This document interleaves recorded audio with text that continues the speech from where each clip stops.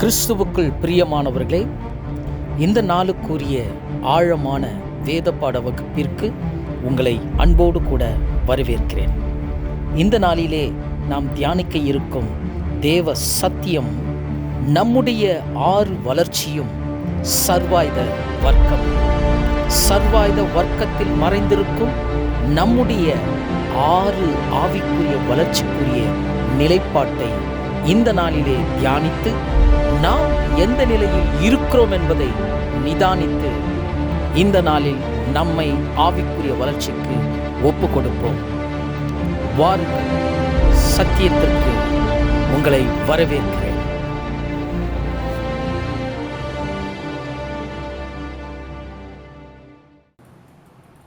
பிதாவாகிய தேவனாலும் நம்முடைய கர்த்தராகிய இயேசு கிறிஸ்துவினாலும் உங்களுக்கு கிருபையும் சமாதானமும் உண்டாவதாக.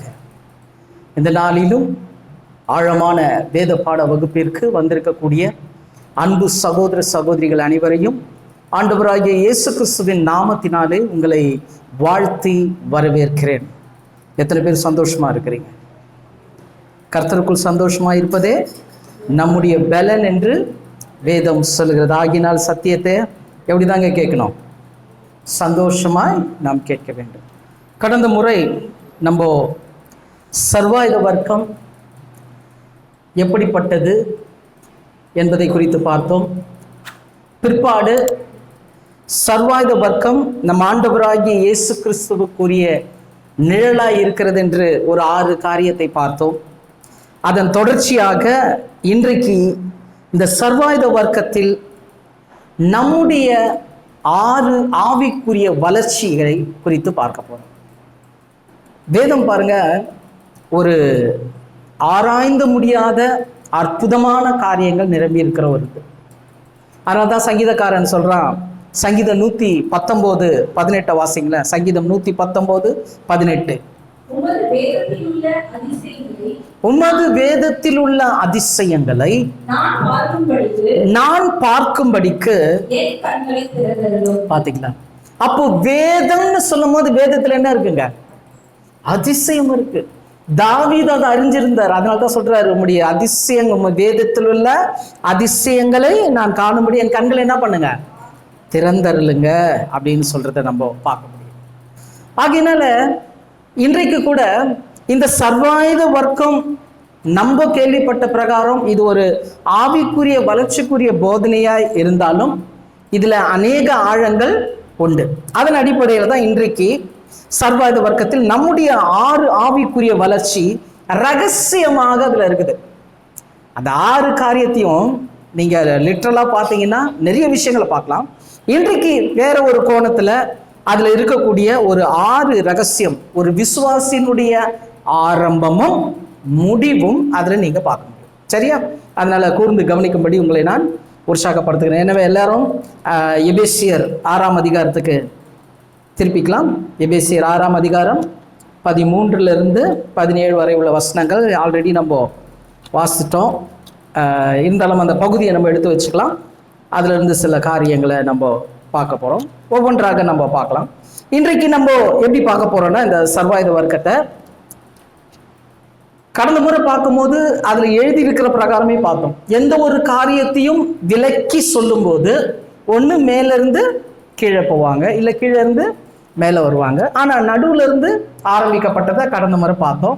அது இயேசு கிறிஸ்துவுக்கு ஒரு நிழலாட்டமா இருக்குதுன்னு. இன்னைக்கு நம்மை குறித்த இந்த 6 காரியங்களை நம்ம அதுல எப்படி பார்க்கணும்னா, மேலிருந்து கீழ் வரைக்கும் உள்ள காரியத்தை நம்ம பார்க்கும்போது தான் அதுல நிறைய விஷயங்களை நம்மால விளங்கி கொள்ள முடியும். சரி, இப்போ அந்த சர்வ வர்க்கத்தை பகுதி இருக்கக்கூடிய எபேசியர் 6ஆம் அதிகாரத்துல 13வது வசனத்துல இருந்து நான் வாசிக்கிறேன். ஆகையால் தீங்கு நாளில் அவைகளை எதிர்த்து நீங்கள் நிற்கவும் சகலத்தையும் செய்து முடித்தவர்களாய் நிற்க திராணி உள்ளவர்களாகும்படிக்கு தேவனுடைய சர்வாயுத வர்க்கத்தை எடுத்துக்கொள்ளுங்கள். சத்தியம் என்னும் கச்சை, நீதி என்னும் மார்க்கவசம், சமாதானத்தின் சுவிசேஷத்துக்கு என்னும் பாதரட்சை, எல்லாவற்றுக்கும் மேலாக விசுவாசம் என்னும் கேடயம், ரட்சண்யம் என்னும் தலைசிரா, வேத வசனமாகிய ஆவியின் பட்டயம். ஸோ இந்த 6 காரியத்தை நம்ம ஆல்ரெடி பார்த்துருக்கிறோம். இதுல நம்ம டாப்ல இருந்து பாட்டம் வரைக்கும் பார்ப்போம். முதல்ல என்ன வருதுங்க? ஃபர்ஸ்ட் தலை. அப்ப தலையினும் போது என்னங்க, ரட்சண்யம் என்னும் தலை சீரா. சோ கடந்த முறை நம்ம பார்த்தோம், இந்த ரட்சண்யம் என்பது எதற்கு நிழலா இருக்குதுங்க, தேவனுடைய ரட்சிப்புக்கு நிழலா இருக்குதுன்னு பார்த்தோம். அப்படியே ஒரு விசுவாசினுடைய ஆரம்பம் என்னன்னா ரட்சிப்பு தான். ரட்சிப்பின் மூலமாகத்தான் நம்ம தேவனிடத்துல வர முடியும். அதுவும் இயேசு கிறிஸ்து மூலமாகத்தான் அந்த ரட்சிப்பு உண்டு என்று வேதம் நமக்கு தெளிவாய் கற்றுக் கொடுக்கிறது. அப்போஸ்தலர் 4ஆம் அதிகாரம் 12வது வசனம். அப்போஸ்தலர் 4:12. அவராலே அன்றி வேறொருவராலும் ரட்சிப்பு இல்லை. நாம் ரட்சிக்கப்படும்படிக்கு வானத்தின் கீழெங்கும் மனுஷர்களுக்குள்ளே அவருடைய நாமமே அல்லாமல் வேறொரு நாமம். ஆமென். பாருங்க, அதனாலதான் கடந்த முறை இந்த சர்வாயுத வர்க்கத்தை இயேசு கிறிஸ்து கூப்பிட்டு பார்த்தோம். அப்போ ஒரு விசுவாசினுடைய ஆரம்ப நிலை என்னது, ரட்சிப்பு. அப்படியே இந்த தலை சீரா, ரட்சண்யம் என்னும் தலை சீராவுக்குள்ள வரும்போது முதல்ல ரட்சிப்புக்குள்ளதான் நம்ம என்ன ஆகிறோம், கிறிஸ்தவத்துக்குள்ள என்று ஆகிறோம். அதனால்தான் இயேசுவின் மூலமாகத்தான் ரட்சிப்பு, இயேசுதான் ரட்சகர் என்றும் வேதம் நமக்கு தெளிவாய் கற்றுக் கொடுக்கிறது. லூக்கா 2ஆம் அதிகாரம் 11வது வசனம். லூக்கா 2:11. இன்று கர்த்தராகிய கிறிஸ்து என்னும் ரட்சகர் பாத்தீங்களா, உங்களுக்கு தாவீதின் ஊர்ல என்ன பண்றாராம், பிறந்திருக்கிறார். அப்ப இயேசு கிறிஸ்துவனுடைய பிறப்பு வரும்போதே அவரை ரட்சகர் என்று தேவன் என்ன பண்ணாரு, வெளிப்படுத்தினார். அதனாலதான் இயேசு என்ற பேருக்கு கடந்த முறை நம்ம அர்த்தம் பார்த்தோம். யாஷுவா, யாஷுவான்ற யெகோவாவின் ரட்சிப்பு என்று நம்ம கடந்த முறை பார்த்தோம். அப்ப இந்த ரட்சிப்புல முதல்ல நம்ம என்ட்ரான உடனே இந்த ரட்சிப்புக்கு ஒரு இலக்கு இருக்கு. இந்த ரட்சிப்புக்கு ஒரு இலக்கு இருக்கு. ரட்சிப்புன்றது ஏதோ ஒரு சம்பவம் கிடையாது. ஒரு சொல்லுவாங்களே, ஒரு ஆக்சிடென்ட்டா ஒரு சில விஷயம் நடந்ததுங்க, எனக்கு கல்யாணம் ஆச்சுங்க, எனக்கு இதாச்சுங்க அதாச்சுங்க, அந்த மாதிரி கிடையாது ரட்சிப்பு. ரட்சிப்பின் ஆரம்பம் முடிவு எங்க என்றத வேதம் தெளிவாய் சொல்கிறது. பிலிப்பியர் 3ஆம் அதிகாரம் 20வது வசனம். பிலிப்பியர் 3:20. பரலோகத்தில் இருக்கிறது, அங்கே இருந்து ரட்சகர் வர பாத்தீங்களா. இப்ப ரட்சிப்பு இயேசுவின் பிறப்புல ஆரம்பிச்சிருக்கு. இந்த ரட்சிப்பினுடைய இலக்கு எங்க முடியுதுங்க, இயேசு கிறிஸ்துனுடைய வருகையில. நல்லதுங்களா. அதாவது ரட்சிப்ப ஒரே ஒரு ஷார்ட் அண்ட் ஸ்வீட்டா சொல்லுங்க, ஒரு புரியுற மாதிரி சொல்லுங்கன்னா, ரட்சிப்புன்றது என்னன்னா, முன்னாடியே பார்த்தோம், யெகோவாவின் ரட்சிப்புன்றது தான் இயேசு என்ற நாமம். நாம் இயேசுவை ஏற்றுக்கொண்டு இயேசுவை போல மாறி இயேசு இருக்கிற இடத்துக்கு நம்ம போனோம். புரியுதுங்களா. நான் இயேசுவை ஏற்றுக்கொண்டு இயேசுவை போல இந்த உலகத்துல மாறி இயேசு இருக்கிற இடத்துல நான் போய் சேரணும். இதுதான் ரட்சிப்பு. அப்போ ரட்சிப்பு என்பது என்னை முதலில் தேர்வு செய்கிறது, மாத்திரமல்ல என்னை வழிநடத்துகிறது, அவர் இருக்கிற இடத்துல என்னை கொண்டு போய் சேர்க்கிறது. புரியுதுங்களா. இதுதான் ரட்சிப்பு.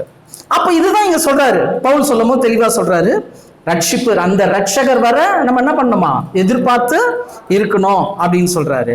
அதே நேரத்துல நீங்க பிலிப்பியர் 2ஆம் அதிகாரம் 12-13 வசனத்தை வாசிக்கலாம். பிலிப்பியர் 2ஆம் அதிகாரம் 12-13.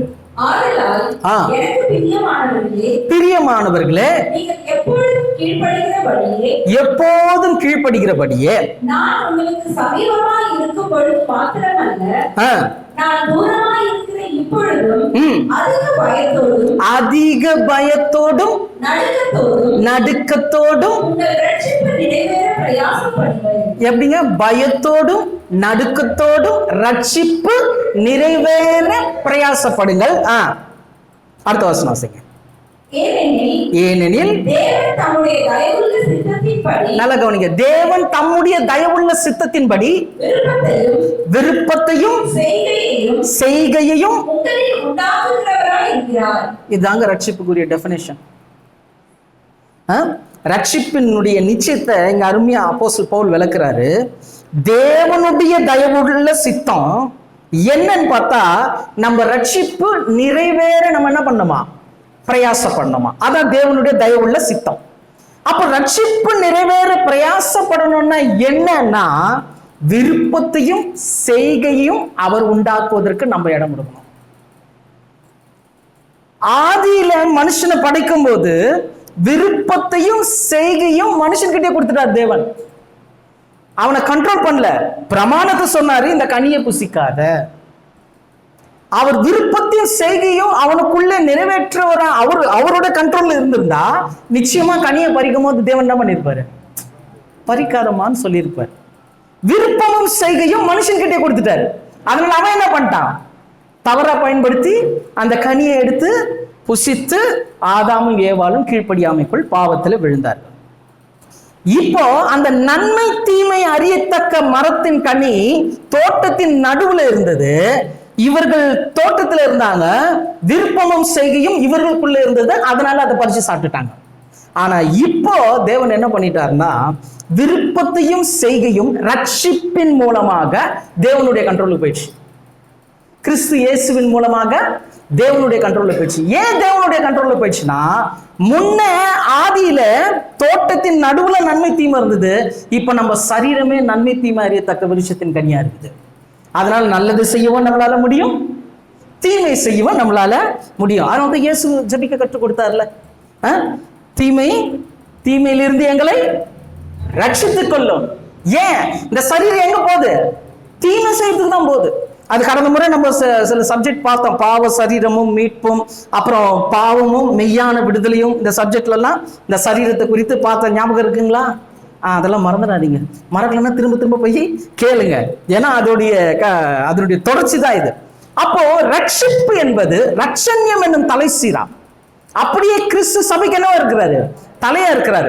அதே மாதிரி இந்த சரீரத்துல நான் செயல்படுவதற்கு எது முக்கியம்? தலைதான். புரியுதா? மூளை சாவு வந்துட்டா எல்லாமே நல்லா இருக்குது, ஹார்ட் எல்லாம் கரெக்டா இருக்குது, எல்லாம் இருக்குது. ஆனா மூளை சாவு வந்துட்டா அவ்வளவுதான், கோமா ஸ்டேஜ், கருணை கொலை தான் பண்றாங்க இல்லையா? அப்போ இந்த ரட்சிப்பு எவ்வளவு முக்கியம். அப்போ விசுவாசினுடைய ஆரம்ப நிலை என்னதுங்க? ரட்சிப்பு. ரட்சிப்புக்குள்ள நம்ம வந்த உடனே நாம் நன்மை தீமை என்னதென்பதை செய்யும்படி விருப்பத்தையும் செய்கையும் தேவனே கிறிஸ்து இயேசு மூலமா உருவாக்குறார். இதான் ரட்சிப்பு. ஏதோ நான் ரட்சிக்கப்பட்ட என் மனம் போன போக்குற வாடுதான் இல்ல. அதனாலதான் சொல்லுவேன், ரட்சிப்பின் நிச்சயம் என்பது முதல்ல தெரிஞ்சுக்கணும். அது தெரியலன்னா ரட்சிப்பை தப்பா பண்ணிடுவோம். நம்முடையவர்கள் அல்ல. இந்த சரீரம் தேவன் இயேசு என்கின்றவரை விலை கொடுத்து வாங்கியிருக்கிறார். நீங்கள் உங்களுடையவர்கள் அல்ல. விலை கொடுத்து வாங்கினதுனால இது தேவனுடைய ஆலயம்ட்டாங்க. ஏன்னா இதுல யார் இருக்கிறா? தேவன் வாசம் செய்கிற வாசஸ்தலம். அப்போ ஏன் தேவன் வாசம் செய்கிற வாசஸ்தலம் தான்? அவர் தான் விருப்பம் செய்கைய நமக்குள்ள கண்ட்ரோல் பண்றார். அப்போ இன்னிலிருந்து தீர்மானம் பண்ண, ரட்சிப்பு என்பது ஆரம்ப நிலை எப்படி இருக்கணும்னா, நீங்க இங்க சொல்றதை கேட்டு செய்யறது கிடையாது, இங்க சொல்றதை கேட்டு செய்யறது. நான் செய்யற ஒவ்வொரு விஷயமும் என் தேவனுக்கு விருப்பமா, விருப்பத்துக்குரிய செயல்ல நான் செய்யறேனான்றத கேட்கணும். இது தெரியலன்னா, இந்த சத்தியம் புரியலன்னா, நானும் ரட்சிக்கப்பட்டனாக்கும், நானும் கிறிஸ்தவனாக்கும் மனம் போன வாழ வேண்டியதுதான். புரியுதுங்களா? அப்ப ரட்சண்யம் என்னும் தலை சீரா என்பது ஏன் தலையில வச்சாங்கன்னா, விசுவாசியினுடைய ஆரம்ப நிலை ரட்சிப்பு. வழங்குதுங்களா? புரியுதுங்களா? இரண்டாவது நிலை என்னன்னா, தலை கட்டுறது நெக்ஸ்ட் என்னங்க? நீதி என்னும் மார்க்கவசம். ரொம்ப முக்கியம். ஏன்னா அந்த நீதி என்னும் மார்க்கவசம் சரியில்லைன்னா டைரக்டா அடி இங்க விழும்.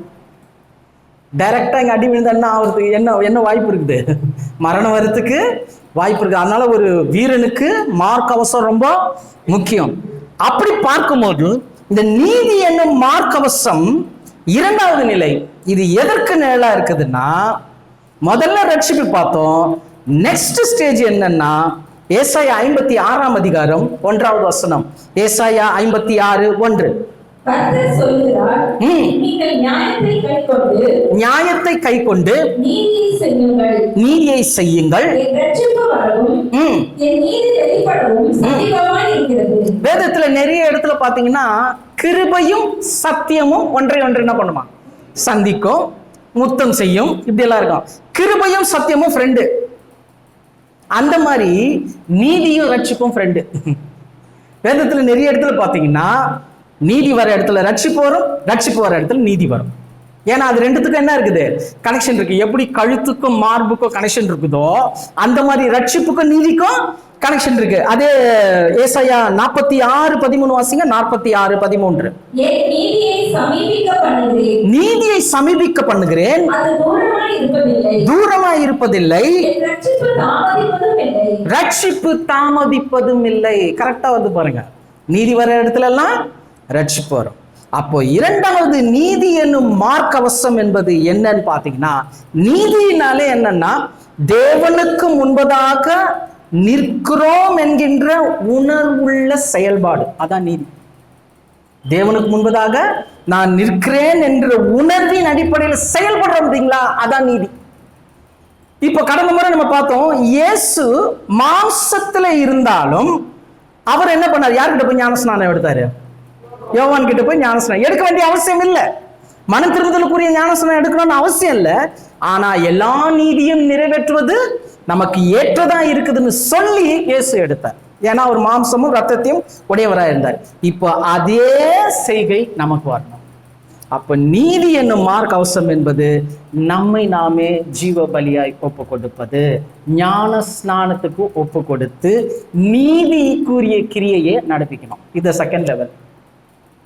முதல்ல ரட்சிக்கப்பட்டுட்டோம், ரெண்டாவது நம்மை ஒப்பு கொடுத்து அந்த நீதியின் கிரியைகள் நமக்குள்ள செய்து. அதனால தான் இது எப்படி மாறுது அப்படின்னா, ஒரு ஒப்புவித்தல் முதல்ல வரணும். ஜீவ பலியா நம்மள என்ன பண்ணணும்? ஒப்பு கொடுக்கணும். அது பாருங்க, ரோமர் 12:1-2. ரோமர் 12:1-2.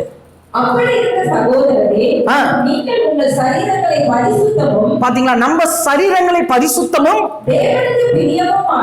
தேவனுக்கு பிரியமுமான ஜீவ பலியாக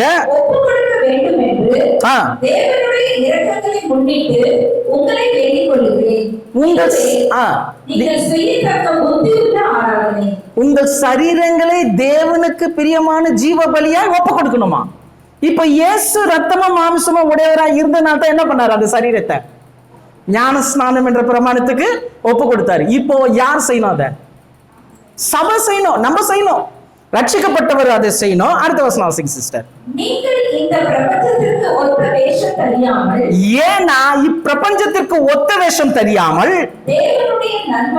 தேவனுடைய நன்மையும் பிரியமும் பரிபூர்ணமான சித்தமும் இன்னதென்று பகுத்தறியத்தக்கதாக இதுதாங்க நீதியின் கிரியை. முதல் காரியம் ரட்சிப்பு, முதல் ஸ்டேஜ். செகண்ட் ஸ்டேஜ், நீங்கள் உங்களை ஜீவ பலியாய் ஒப்பு கொடுக்கிற ஞானஸ்தானம் என்ற பிரமாணம்.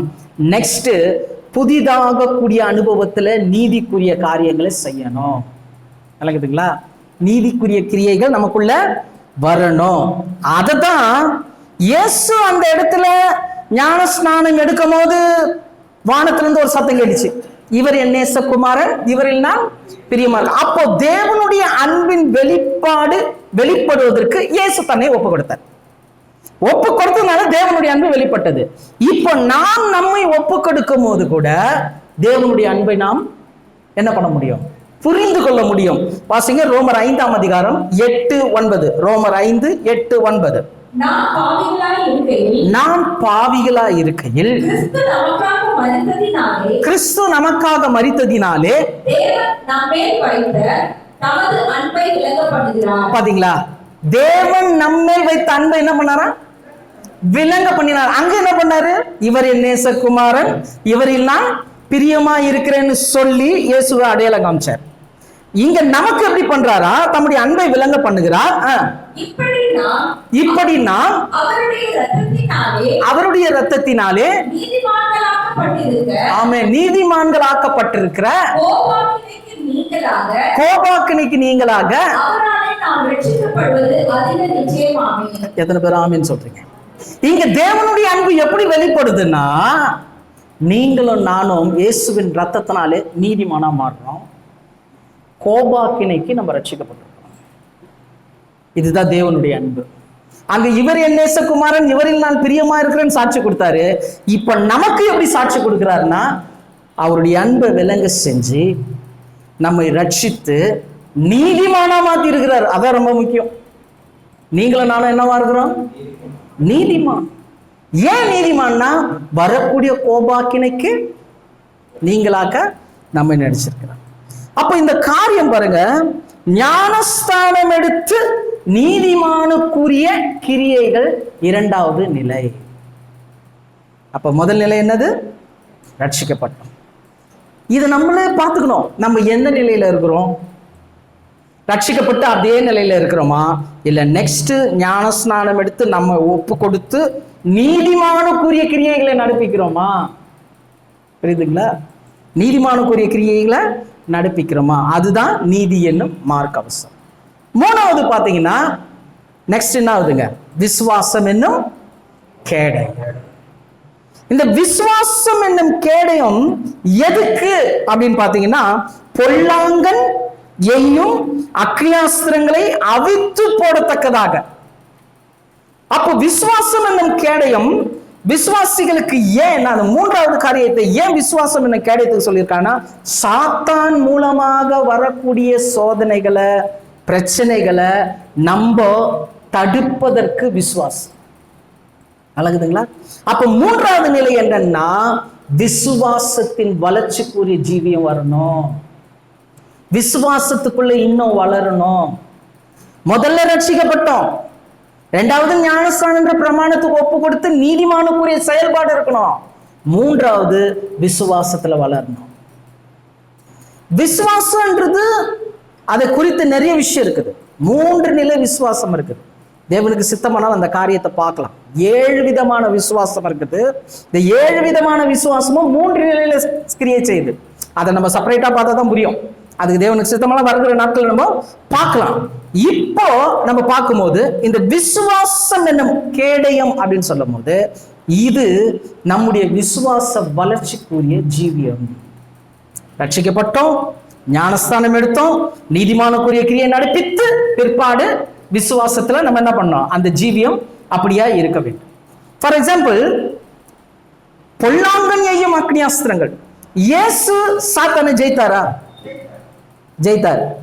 ஜெயிச்சதற்கு என்ன காரணம்னா, இயேசு தேவனுடைய பிள்ளை. ஒத்துக்கிறீங்களா? இயேசு சாத்தானை ஜெயிக்கிறதுக்கு மூல காரணம் என்னன்னா, இயேசு தேவனுடைய பிள்ளை. இப்போ இந்த மூன்றாவது காரியம், விசுவாச வளர்ச்சிக்குரிய ஜீவியத்தின் அடிப்படை என்ன தெரியுமா? நமக்கு இது ரொம்ப முக்கியம். நம்முடைய விசுவாசத்துல, நான் விசுவாசத்துல எப்படி இருக்கிறேன், என்னுடைய விசுவாச அளவு என்னன்றதுக்கு ஆதாரமே இதுதான். யோவான் 1:12. யோவான் 1:12. அவருடைய நாமத்தின் மேல் விசுவாசம் உள்ளவர்களாய், இயேசு என்கிற அந்த நாமத்தின் மேல் விசுவாசம் உள்ளவர்கள் எத்தனை பேர்களோ, அவரை ஏற்றுக்கொண்டவர்கள் எத்தனை பேர்களோ அத்தனை பேர்களும் தேவனுடைய பிள்ளைகளாகும்படி அவர்களுக்கு அதிகாரம் கொடுத்தார். எத்தனை பேர் ஆமென் சொல்றீங்க? இங்க பாருங்க, தேவனுடைய பிள்ளைகள் ஆகும்படி என்ன கொடுத்தாரா? அதுதாங்க கேடயம். அதுதான் விசுவாசம் என்னும் கேடயம். இந்த விசுவாசம் என்னும் கேடயத்தினாலே நீங்களும் நானும் சாத்தானுடைய தந்திரங்களை, சாத்தானுடைய அக்னியாஸ்திரங்களை விசுவாசத்தில் ஜெயிக்கணும். அதை இன்னும் தெளிவா புரிஞ்சுக்கணும்னா, நம்முடைய விசுவாச அளவு எப்படின்றத புரிஞ்சுக்கணும். புரியுதுங்களா? ரோமர் 12:3. ரோமர் 12:3.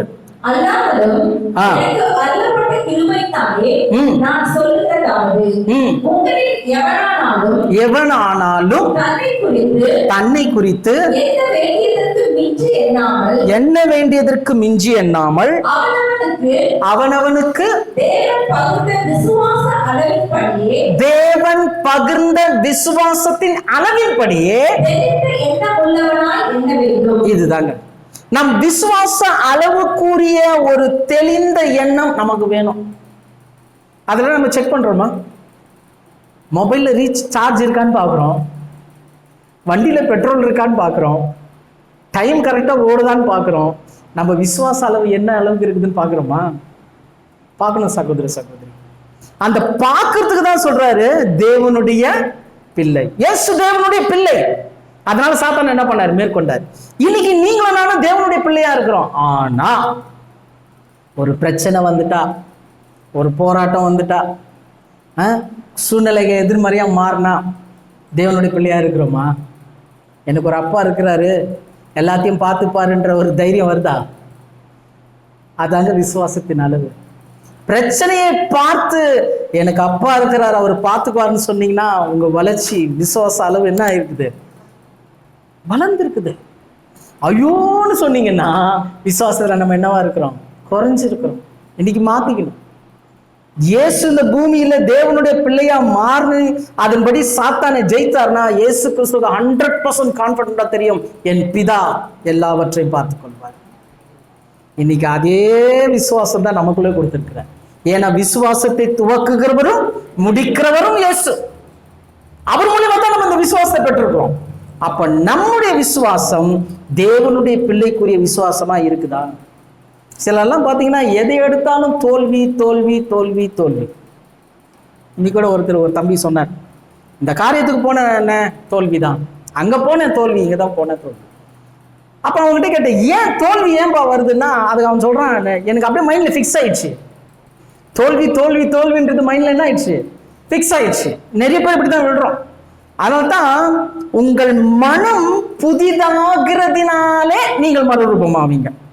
மனதுல தான் விசுவாசம் வளரணும். விசுவாச அளவு மனதுல வளரணும். சிலர்லாம் பயங்கரமா டைலாக் அடிப்பாங்க, பார்த்துருக்கீங்களா? அப்படியே தேவன் செய்வார் பிரதர், தேவன் பண்ணிடுவார் பிரதர், அப்படி பிரதர் இப்படி பிரதர். நானும் அதெல்லாம் கவலைப்படுறது கிடையாது. மற்றவங்க கிட்ட பேசும்போது நானும் அதை பற்றி கவலைப்படுறது கிடையாது பிரதர். கர்த்தர் என்னோட கூட இருக்கிறார், எல்லாம் நல்லா இருக்கும். ஆனா ஒரு பிரச்சனை வந்தோடனே பிரதர் ஜெபம் பண்ணீங்க பிரதர், இந்த சூழ்நிலை எப்படி மேற்கொள்ள போற, புரியுதுங்களா? வாயினால பேசுறது கிடையாது, மனசுல இருக்கணும். இந்த மனதுல அந்த விசுவாசம் இருக்கணும். அந்த விசுவாச அளவு தான் முக்கியம். நமக்கு ஆதாரமே வேதம் தான். நமக்கு ஆதாரமே வேதம் தான். பவுல் ஒரு இடத்துல சொல்றாரு பாருங்க, 2 கொரிந்தியர் 2ஆம் அதிகாரம் 14வது வசனம். 2 கொரிந்தியர் 2:14. கிறிஸ்துவுக்குள் எப்பொழுதும் எங்களை வெற்றி சிறக்க பண்ணி எல்லா இடங்களிலேயும் எங்களை கொண்டு அவரை அறிகிற அறிவின் வாசனையை வெளிப்படுத்துகிற தேவனுக்கு ஸ்தோத்திரம். கிறிஸ்து எங்களை எல்லா இடத்திலையும் எப்போதும் வெற்றி சிறக்க பண்ணுகிற, விளங்குதா? எப்போதும் சொல்லுங்க, வெற்றி சிறக்க பண்ணுகிறவரா இருக்கிறாராம். அப்ப சொல்லுங்க, வெற்றி யாருக்குரியது? சொல்லுங்க. இயேசு சொல்றாரு, பவுல் சொல்றாரு, இயேசு கிறிஸ்துவை பத்தி சொல்லும் போது, கிறிஸ்துவுக்குள் எப்போதும் எங்களை வெற்றி சிறக்க பண்ணுகிறவர், வெற்றி சிறக்க பண்ணுகிறவர். அதனால பாருங்க, சில காரியங்களை நம்ம உள்ள கேட்ட உடனே இருதயத்துல இருந்து என்ன வந்துடணும் தெரியுமா? என்ன வரணும்? ஆமேன்னு வரணும். புரியுதுங்களா? இந்த ஆமேன்றதுதான் ரொம்ப முக்கியம். ரபிமார்கள் கற்றுக் கொடுக்கும் போது ஒவ்வொரு விஷயத்துக்கும் நம்ம ஆமேன்னு சொல்லணும். ஆமேன்னு சொல்லணும்னா ஸ்டடியை நிறுத்திடுவாரு. ஏன்னா இந்த ஆமேன்றது என்னன்னா, I welcome to God's Word into me. நான் தேவனுடைய வார்த்தையை வரவேற்கிறேன் எனக்குள்ளே. அதுதான் மாடர்ன் ஹீப்ரூல ஆக கடவது. வார்த்தை எனக்குள் ஆக கடவுது. அப்ப ஆமேன்றது ஒரு விசுவாச வார்த்தையை கேட்கும் போது, விசுவாசம் அப்படிதான் வரும். நீங்கள் அந்த விசுவாச வார்த்தையை கேட்கும் போது துர்ச்செய்தியை நிறைய கேட்கிறோம், துர்ச்செய்தியை நிறைய கேட்கிறோம். ஆனா நற்செய்தியை கேட்கும் போது ஆமேன்னு சொல்ல கத்துக்கங்க. உங்கள் வாய்களை திறந்து நீங்கள் ஆமேன்னு சொல்லும் போது அது உங்க வாழ்க்கையில பலிக்கும். அந்த தேவனுடைய வார்த்தையை நீங்க உள்ள வெல்கம் பண்றீங்க. ஏன் வெல்கம் பண்றீங்கன்னா, அது உங்க வாழ்க்கையில பலிக்கிறதுக்காக. புரியுதுங்களா? உங்க வாழ்க்கையில பலிக்கிறதுக்காக. அதனாலதான் அறிக்கை ரொம்ப முக்கியம். டாக்டர் சொல்லுவாரு, இது முடிஞ்ச போன கதை, இது முடிஞ்சு போன கதை. ஆனா இருதயத்துல நம்ம சொல்லணும், என் ஜீவனின் பலனாகிய கர்த்தர் என்னோடு கூட இருக்கிறார். அப்ப என்ன ஆகும் தெரியுமா? முடிஞ்சு போச்சுன்னு டாக்டர் சொன்னார்ல, பெரிய டாக்டர் சொல்லிடுவாரு ஒண்ணுமே இல்லை. அனுபவிச்சிருக்கிறீங்களா? நிறைய அனுபவிச்சிருக்கிறோம், நிறைய சாட்சிகளை கேட்டிருக்கிறோம். எல்லா அறிக்கை தாங்க, எல்லா அறிக்கை தான். இப்படி விசுவாசத்துக்குரிய ஜீவியத்துக்குள்ள வரணும். எதிர்மறையான வார்த்தைகள் வரும்போது, இது நடக்காது, இது ஆகாது, எல்லாரும் வந்து சொல்லுவாங்க இல்லையா? அதனாலதான் வசனம் சொல்லுவோம், நீதிமான் துர்ச்செய்தியை கேட்டு பதறான். யார் என்ன சொன்னாலும் சொல்லுங்க, கர்த்தர் இருக்கிறாருங்க, அவர் என்னை கைவிடவே மாட்டார், அவர் இந்த சூழ்நிலை என்னை விட்டு விலகவே மாட்டார். சொல்லி பாருங்களேன், சூழ்நிலை மாறும். வார்த்தைக்கு அவ்வளவு வல்லமை உண்டு. சரிங்களா? அப்போ முதல் ரட்சண்யம் என்னும் தலைசீரா என்பது ரட்சிப்புக்கு என்கின்ற முதல் நிலை. இரண்டாவது நீதியின் மார்க்கவசம் என்பது ஞானஸ்தானமற்ற நீதிமானுக்குரிய கிரியைகளை நடப்பிக்கிறது. மூன்றாவது விசுவாசம் என்னும் கேடயம் என்பது விசுவாச அறிக்கைக்குரிய ஜீவியத்தை நம்ம செய்யணும். ஏதோ நான் ரட்சிக்கப்பட்ட ஏதோ நான் வாழ்றது இல்லை, உங்க வாயிலிருந்து விசுவாச வார்த்தை வரணும். எஸ்பெஷலி உங்ககிட்ட யாராவது ஜெபத்துக்கு வராங்களா, யாராவது வியாதியஸ்தர்கிட்ட போறீங்களா, பிரச்சனையோடு யாராவது வந்து சொன்னா நீங்க சொல்லுங்க, இந்த பிரச்சனை உங்களுக்கு ஒண்ணுமே இல்லை பிரதர், ஆகாதுன்னு சொல்லி பாருங்க, ஆகாம போடும். அவ்வளவு வல்லமை இந்த விசுவாசத்துக்கு உண்டு. புரியுதுங்களா? நீங்க வாயை திறந்து கவலைப்படாதீங்கன்னு சொன்னா அந்த கவலை அவங்களை விட்டு போயிடும். அவ்வளவு வல்லமை விசுவாசத்துக்கு உண்டு. அதனாலதான் வல்லமை விசுவாசத்தை குறித்து சொல்லும் போது மலைகளை பெயர்க்கத்தக்க விசுவாசம் ஒண்ணு இருக்குது. மலையை பெயர்க்க முடியுமா? முடியாது. ஆனா தேவன் சொல்றாரு, இயேசு சொல்றாரு, மலையை பார்த்து பேசு, நீ இந்த மலையை பார்த்து சமுத்திரத்துல தள்ளுண்டு போ என்று சொல்லும் போது அது என்ன ஆகுமா? ஆகும். சொல்லுங்க. மலை போல இருக்கிற பிரச்சனை யார் வந்து உங்ககிட்ட சொன்னாலும் சொல்லுங்க, அது ஒண்ணும் இல்லை பிரதர், கவலைப்படாதீங்க, ஆண்டவர் இருக்கிறார். அந்த மலை பெயர்ந்து சமுத்திரத்துல போடப்படும். சரியா? அப்ப மூன்றாவது நிலை விசுவாசம் என்னும் கேடயம். அதனாலதான் இது தடுப்பு. இது என்னது? தடுப்பு. பிசாசு நிறைய துர்ச்செய்தியை கொடுப்பான், நிறைய காரியங்களை நமக்குள்ள கொண்டு வருவான், நிறைய வீக்னஸை கொண்டு வருவான், நிறைய பலவீனத்தை கொண்டு வருவான், ஊழியத்துல நிறைய தடைகளை கொண்டு வருவான். அப்ப இந்த விசுவாசம் என்னும் கேடயத்தினால என்ன பண்ணோம்? இதுதான் விசுவாச அறிக்கைக்குரிய ஜீவியம். இது ரொம்ப முக்கியங்க. மூன்றாவது நிலை. நிறைய பேர் இதுல விழுந்துருவாங்க, ரொம்ப ஜாக்கிரதையா இருக்கணும். நான்காவதாக இந்த பக்கம் வரும்போது என்ன ஆகுதுங்க? ரட்சிப்பு, நீதியின் மார்க்க அவசரம் என்பது ஞானஸ்நானம் பெற்று நீதிமானுக்குரிய செயல். இரண்டாவது விசுவாசம் என்னும் கேடயம். ஐந்தாவது பார்க்கும்போது தேவ வசனமாகிய ஆவியின் பட்டயம். இது ரொம்ப முக்கியம். தேவ வசனமாகிய ஆவியின் பட்டயம். இப்போ இந்த வசனம் இருக்குது பாருங்க. முதல்ல ரட்சிக்கப்பட்டோம், ஞானஸ்தானம் எடுத்து நீதிமானுக்குரிய நடக்க வருது. மூணாவது விசுவாச அறிக்கை உள்ள ஜீவியத்துல மாறுறோம். நாலாவது தேவ வசனத்துக்குள்ள நம்ம பிடிபடணும். வசனம் எதுக்கு? தேவ வசனம் எதுக்கு அப்படின்னு பாத்தீங்கன்னா 2 தீமோத்தேயு 3ஆம் அதிகாரம் 15வது வசனம். 2 தீமோத்தேயு 3:15. கிறிஸ்து இயேசுவை பற்றும் விசுவாசத்தினாலே ரட்சிப்புக்கு ஏற்ற ஞானம் உள்ளவனாகத்தக்க பரிசுத்த வேத எழுத்துக்களை பாத்தீங்களா? பவுல் தீமோத்தேயுவை குறித்து சாட்சி சொல்றார். அப்போ வசனம் எதற்குனா வசனத்தின் அடிப்படையில நம்முடைய சாட்சி இருக்கணும். இதுதான் நான்காவது காரியம். வசனத்தின் அடிப்படையில நம்முடைய சாட்சி உள்ள ஜீவியம் இருக்கணும். நீங்கள் செய்கின்ற காரியம் வேத வசனத்தின் அடிப்படையில இருக்கணுமே தவிர உலக வழிபாட்டுக்குள்ள இருக்கக்கூடாது. ரொம்ப முக்கியம். எல்லாமே வேத வசனத்தின் அடிப்படையில இருக்கணும். அப்போ வசனம் என்பது தேவனுடைய சாட்சி. அந்த தீமோத்தேயுவை குறித்து பவுல் என்ன பண்றாரு? சாட்சி சொல்றாரு. நீ சிறு வயது முதல், அது அந்த வார்த்தை பாருங்களேன், கிறிஸ்துவை பற்றும் விசுவாசமும் ரட்சிப்புக்கேற்ற ஞானமும் வேத எழுத்துல இருக்குதான். புரியுதுங்களா? கிறிஸ்துவை பற்றும் விசுவாசமும் ரட்சிப்புக்கேற்ற ஞானம் எதுல இருக்குது? வசனத்துல இருக்குது. அப்போ இந்த வசனத்துக்கேற்ற சாட்சி உள்ள ஜீவியம் நமக்கு என்ன பண்ணோம்? வரணும். அதான் பாருங்க 2 தீமோத்தேயு 3ஆம் அதிகாரம் 16வது வசனம் வாசிக்க. 2 தீமோத்தேயு 3:16. நல்ல கவனிங்க. வேத வாக்கியங்கள் எல்லாம் தேவ ஆவியினாலே அருளப்பட்டிருக்கிறது.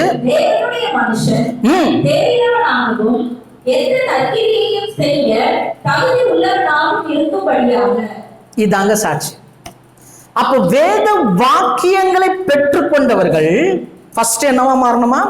தேவனுடைய மனுஷன். இந்த தேவனுடைய மனுஷன்னா என்னன்றதை நம்ம பார்க்கலாம். ஏன்னா இது ரொம்ப முக்கியம். ஒரு வசனத்தை பெற்றுக்கொண்ட உடனே அவன் முதல்ல என்னவா மாறணும்னா தேவனுடைய மனுஷனா மாறணும். ரெண்டாவது எந்த நற்கிரியைகளையும் செய்யறதுக்கு தகுதி உள்ளவனா மாறணும். இதாங்க சாட்சி. வசனத்தை கேட்டு அதன் அடிப்படையில சாட்சி உள்ள ஜீவியம் ஜீவிக்கிறது தான் நான்காவது காரியம், தேவ வசனமாகிய ஆவியின் பட்டயம். அதனாலதான் கேடயம் சாத்தான் கொடுக்கிற காரியங்களை விசுவாசனால தடுக்கிறது, அது பிளாக் பண்றது. ஆனா பட்டயம் இருக்குது பாருங்க, இது தடுக்கிறது கிடையாது, இது அடிக்கிறது. அப்போ வாழ்க்கையில உங்களுடைய சாட்சி எப்படி விளங்கும்னா, வசனத்தை வச்சு நீங்க மற்றவங்களை ஜெயிக்கணும், சாத்தானை ஜெயிக்கணும் வசனத்தை வச்சு. புரியுதுங்களா? இதுதான் அந்த தேவ வசனமாகிய ஆவியின் பட்டயம். வசனத்தை வாழ்க்கையில அப்ளை பண்ணணும். இன்னைக்கு சாத்தான் நூதனமான முறையில எல்லாரையும் எங்க கொண்டு போறான் தெரியுங்களா? கடந்த சில நாட்களாக ரொம்ப மன வருத்தத்தோடு நாங்க இருக்கிறோம். என்னன்னா, நிறைய பேரு இன்னைக்கு சோசியல் மீடியால கிடக்குறாங்க. எப்படி விழுந்திருக்கிறாங்கன்னா, சினிமா இப்படிப்பட்ட காரியங்களை விழுந்து கிடக்குறாங்க.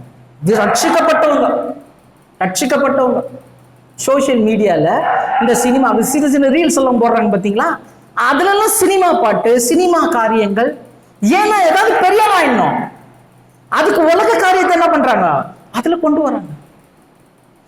அது ஒரு தவறுன்னு தெரியுதா பாத்தீங்களா? இன்னைக்கு எல்லாருமே பண்றாங்க. ஒரு பிரபலமான ஒரு பாடகர், அவருடைய மனைவி ஒரு ஃபேஷன் டிசைனர், அவங்க ஒரு போட்டிக் வச்சிருக்கிறாங்க. ஒரு துணி ஆடை தயாரிக்கிற நிறுவனத்துல அவங்க வச்சிருக்கிறாங்க. அதுக்கு அவங்க ஆடு கொடுக்கறதுக்கு சினிமா பாட்டை யூஸ் பண்றாங்க. அவருடைய கணவர் மிகப்பெரிய ஊழியக்கார். இன்னைக்கு அவருடைய பாட்டுக்கு கிறிஸ்தவர்களே அடிமை. அந்த அளவுக்கு ஃபேமஸ் ஆனவர், நல்லா டான்ஸ் ஆடுவார். இப்ப தெரியுதுன்னு நினைக்கிறேன் யாருன்னு. புரியுதுங்களா? அவருடைய மனைவி இந்த காரியத்துல இருக்கிறாங்க. அப்போ அவரை கேள்வி கேட்கும் போது ஒரு கேள்வி கேட்கிறாங்க அந்த அம்மா அவங்க மனைவியை பார்த்து, உங்கள் கணவர் ஒரு மிகப்பெரிய ஊழியர், நீங்கள் இந்த மாதிரி சினிமா பாட்டை பாட்டு இந்த மாதிரி எல்லாம் காரியங்களை செய்கிறீங்களே அப்படின்னு சொல்லும் போது அந்த அம்மா சொல்லுது, பிஸ்னஸ் வேற, கிறிஸ்தவம் வேற. அது எப்படி முடியும்? பிஸ்னஸ் வேற, கிறிஸ்தவம். ஒரு கிறிஸ்தவனுக்கு அப்படியா? ஐஸ்வர்யத்தை சம்பாதிக்கிறதுக்குரிய பலனை கொடுக்கறது யாருங்க? நம்முடைய தேவனுங்க. அவர் கொடுக்கறது தான் பலன். அவர் பலன் கொடுக்கலன்னா நம்மளால சம்பாதிக்கவே முடியாது. ஆனா அந்த காரியத்தை இவங்க சுயஞானம். ஏன்? வசனம் இல்ல, கர்த்தருடைய வசனத்துக்குரிய சாட்சி இல்ல. உலகம் வேற பிரதர். இன்னைக்கு நிறைய இடங்கள்ல, நிறைய சோசியல் மீடியால பாக்குறேன், நிறைய சபைகளில சினிமா பாட்டு பாடுறாங்க.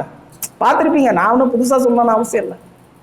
எல்லாம் உலகம் முற்று முடிய சபைக்குள்ள வந்துச்சு. எல்லாம் அதை தான் ஃபாலோ பண்றாங்க. வசனம் எங்க போச்சு?